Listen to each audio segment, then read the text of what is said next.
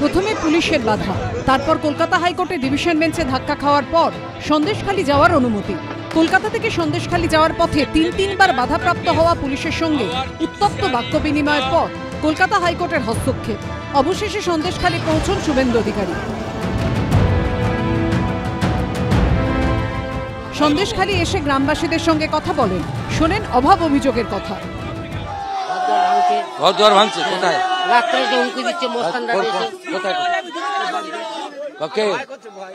না ভয় করবেন, আমি সব পরিবর্তন হবে সন্দেশখালী। মানুষ নিজের মতো থাকবেন, শান্তিতে থাকবেন এবং গুন্ডাদের শাস্তি হবে। এই সব গ্রামে শাক আছে তো, রাত্রে পুলিশ বা পুলিশের পোশাক করে কেউ এলে শাঁখ বাজাবে। নন্দীগ্রামের আন্দোলন দেখেছেন তো, শাঁখ বাজাবেন। আর যতগুলো মন্দির আছে, আমি পরশুদিন মাইক সেট পাঠিয়ে দিচ্ছি, সব মাইক সেট লাগিয়ে রাখবেন মন্দির। একটা করে মাইক সেট দেবো, সেখানে বলবে লোক চোর পড়েছে, দস্যু এসেছে, যে যেখানে আছেন বেরিয়ে পড়ুন, এরা বীরাঙ্গনা।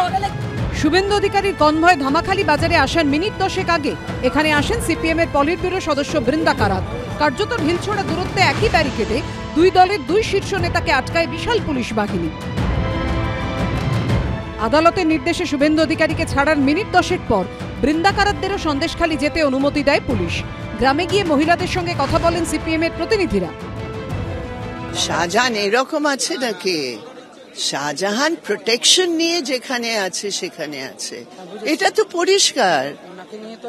যখন এত তাকত আছে তখন শাহজাহানকে খুঁজে পাচ্ছে না, এটা হয় নাকি? Shahjahan is under protection of TMC government.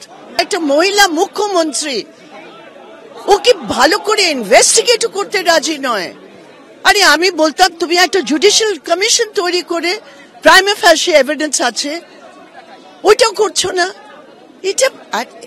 এটা ইজ আনপ্রেসিডেন্টেড। এই যে বৃন্দা কারাত গিয়েছেন, যাওয়ার কোনো নৈতিক অধিকারই নেই। 34 বছরের বাম জমানায় যখন একের পর এক নারী নির্যাতন, ধর্ষণ, গণহত্যা, গণধর্ষণ হয়েছে, ধানতলার সময় বৃন্দা কারাত কোথায় ছিলেন? নন্দীগ্রামে কোথায় ছিলেন? সিঙ্গুরে তাপসী মালিকের হত্যাকাণ্ডের সময় কোথায় ছিলেন? 34 বছর গণধর্ষণ, গণহত্যার যারা কাণ্ডারি, আজকে তিনি বৃন্দা কারাত ফ্যাশন প্যারেড করতে যাচ্ছেন সেখানে। শুভেন্দু অধিকারীর আশাকে কেন্দ্র করে সন্দেশখালীকে কার্যত দুর্গে পরিণত করে ফেলে পুলিশ। ত্রিস্তরীয় ব্যারিকেডের পাশাপাশি সিসিটিভি ক্যামেরায় মোড়া ছিল গোটা এলাকা। ধামাখালীতে মোতায়েন ছিল স্ট্র্যাকো বাহিনী, ছিল মহিলা র্যাব, ব্ল্যাক ক্যাট সিকিউরিটি। সকাল থেকে হাজির ছিলেন এডিজি দক্ষিণবঙ্গ, এসডিপিও সহ পুলিশের উচ্চপদস্থ কর্তারা। শুধু স্থলপথেই নয়, জলপথেও ছিল কড়া নজরদারি। অশান্তি এড়াতে সন্দেশখালী ও তার আশেপাশের এলাকা জুড়ে লাগাতার স্পিডবোটে নজরদারি চালায় পুলিশ।